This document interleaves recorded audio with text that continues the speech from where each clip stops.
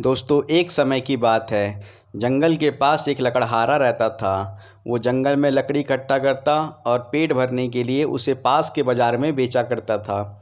एक दिन की बात है, वह पेड़ काट रहा था। तभी गलती से उसकी कुल्हाड़ी पेड़ के किनारे स्थित एक नदी में गिर गई। नदी बहुत ज़्यादा गहरा था।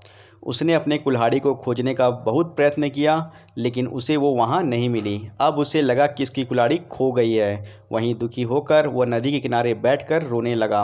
उसके रोने की आवाज़ सुनकर नदी के भगवान उठे और उस लकड़हारे से पूछा कि क्या हुआ। लकड़हारा ने उन्हें अपनी दुखद कहानी बताई। नदी के भगवान को उस लकड़हारे के ऊपर दया आ गई और वह उसकी मेहनत और सच्चाई देखकर उसकी मदद करने की पेशकश की।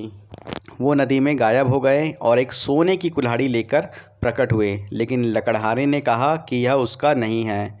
वो फिर से गायब हो गए और अब की बार उन्होंने चांदी की कुल्हाड़ी लेकर आए, लेकिन इस बार भी लकड़हारे ने कहा कि ये कुल्हाड़ी उसका नहीं है। अब नदी के भगवान पानी में फिर से गायब हो गए और अब की बार वह एक लोहे की कुल्हाड़ी लेकर वापस आए।